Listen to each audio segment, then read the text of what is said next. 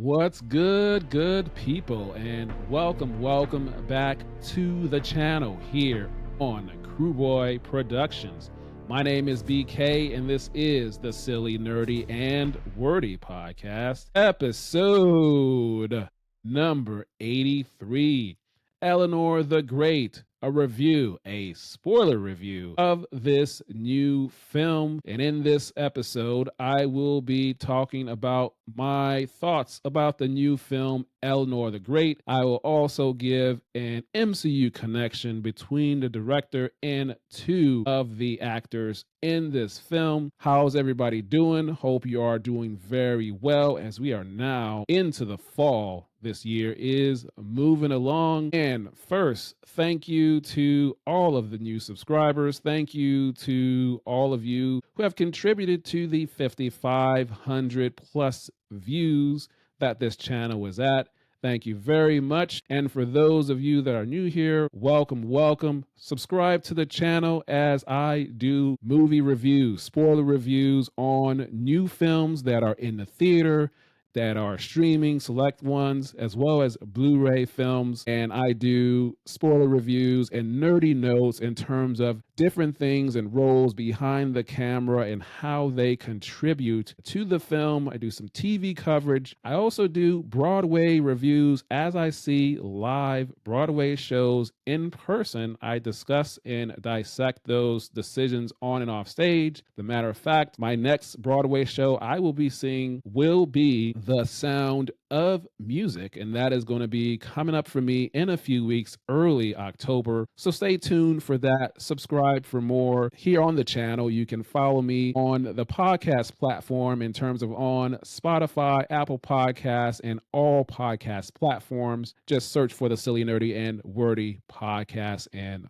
follow. And let me know your thoughts in the comments, what you thought about this Eleanor the Great film. And let's get into it. So this film is directed by Scarlett Johansson, and it is her directorial debut. It is her first film that she has directed, being behind the camera. She is also a producer on this film. And this film debuted first at the Cannes Film Festival earlier this year in May of 2025. And then the release here in September in theaters. And the film stars June Squibb, Chiwetel Ejiofor, Erin Kellyman, Rita Zohar. That is it in terms of the cast, and many others. Those are the casts I wanted to focus on. And at the top, I mentioned, before I get into the review, I mentioned the MCU connection. Of course, Scarlett Johansson plays the Black Widow in all of the Avengers films and different films throughout the MCU. And then, of course, we have Chiwetel Ejiofor, who plays Mordo in the two Doctor Strange films. And then Erin Kellyman, she played the role of Carly, the leader of the Flag Smashers in Falcon and Winter Soldier. Now, all three of their characters never interacted with each other. They were not in the same projects, not in the same movies or shows, but they are all in the same MCU. So cool connection there. I'm sure that had a part in casting in terms of Scarlett working with the casting director there. Now, let's get into this film. Now, I really enjoyed this film. I liked it. It's a different film. It's completely different from the films we've seen Scarlett Johansson in recently, with the Jurassic World film that she was just in, as well as her MCU in her past on screen. I hope that Scarlett does more directing in the future, as I'm sure she's going to continue to do more things in front of the camera. Now, this film didn't really need anything. It was just a good story with good execution, with good writing. And the story of this film is June Squibb's character. She is best friends with a Holocaust survivor, and she meets this friend when she's in Florida, and they live together and are roommates for 11 years. And in that time, her roommate shares the story of her time in the Holocaust and how she survived, and she sees and hears the nightmares, and they have these great and long, hard discussions as she shares her story. And then we fast forward. Ultimately, unfortunately, Eleanor's friend passes away. And so then this forces her to move back to her home where she's originally from in New York to live with her daughter. And her daughter signs her up for this group, this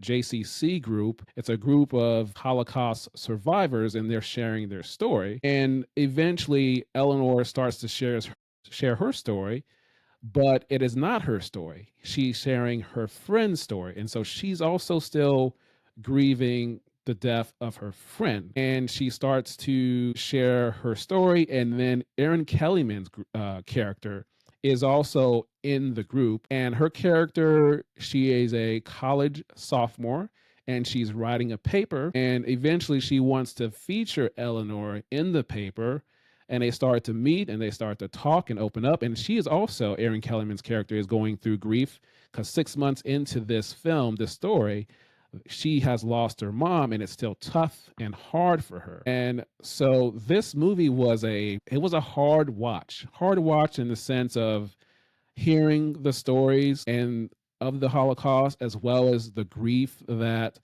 Erin Kellyman's character was going through, and then the grief of Eleanor losing her friend, and then the lie that ultimately Eleanor is telling, and it all catches up to her later in the film, and you feel for her even though it was wrong, and so all of those things happening, and you get a sense of how things are going. The relationship that develops with Erin Kellyman's character and June Squibb's character, I really like the relationship that they have and develop, at least up until everything comes out. And even after it gets back on track eventually. And so I really like this. In terms of this film, I don't really have anything technical to say about it. And this for me is just more so about the story, the writing, and the on screen choices.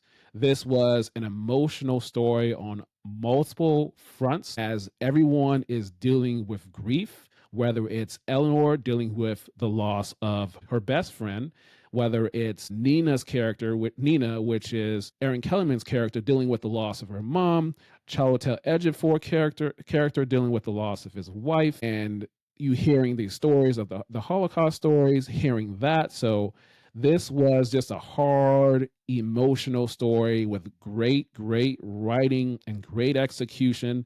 And that sometimes that's all you need. Sometimes you don't need a movie to have the big action pieces and special effects, which are great, which I love and enjoy.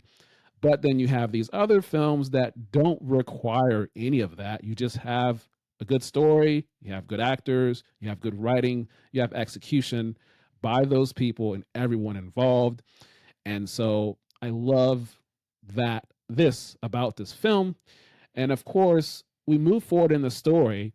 Eleanor is going to be doing this ceremony in the church, and Nina is there to support her. Her friends from the group come there, and then somehow her mom finds out she's there, and she reveals to everyone that Eleanor is not a survivor, and all the information comes out. You still feel for her, even though it's wrong. And so then that happens and she's alone for a bit, and ultimately Nina and Eleanor get back together, and but it's a tough time in that time in between. So I really enjoyed this film. I liked it for what it was.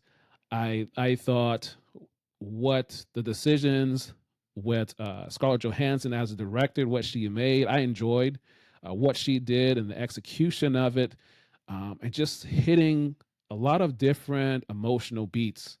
Because at the end of the day, I believe this film is just people sitting around talking, and it's just good dialogue. You have a lot of projects that are like that, a lot of good shows that are like that, like The Diplomat, like House of Cards, those type of shows. It's just great dialogue. And I believe that is what this film was for me, in my opinion. So I thoroughly enjoyed what this film was.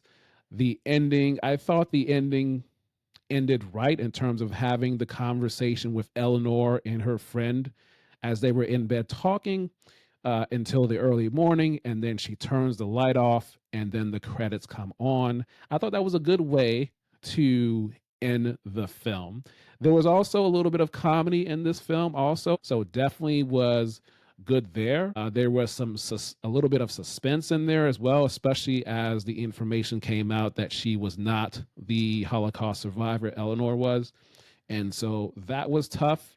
And just having the different points and the different views of grief from the different angles and everyone dealing with it in their own way. I really enjoyed how they handled that. So hats off to the writers, to the director, and the actors, and everyone involved in this. So hard watch, but a good watch with sadness and grief. That's going to be my review for this film. Really enjoyed it. I highly recommend that you give it a watch. It is something different in a good way. And I think everyone will get something out of it. So check it out if you can.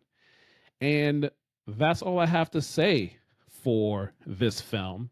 I hope you enjoyed my review. Hope you got something out of it. And the next video that you're going to see on the screen is episode 81. And that's my first guest interview with film and TV producer Nicholas Tabarak. He's produced over 40 films. We talked about a lot of things in making films from a producer perspective, how an actor gets an and or with in the credits, how an actor gets producer credits, filming locations, and so much more. So check out that video next here on the screen. If you like what I'm doing, subscribe to the channel, leave a like, let me know your thoughts in the comments. What did you think about the film? Did anything in terms of the grief or the different angles, did anything resonate with you? Did you connect with any of it? Let me know your thoughts in the comments, and follow this podcast anywhere on the different podcast platforms: Spotify, Apple Podcasts, Amazon Music, and all the different podcast platforms, even Podbean. And again, subscribe here to the channel for more as I have more content coming. And I want to send all of you good vibes for the rest of your day. Also, until next time, we will talk soon.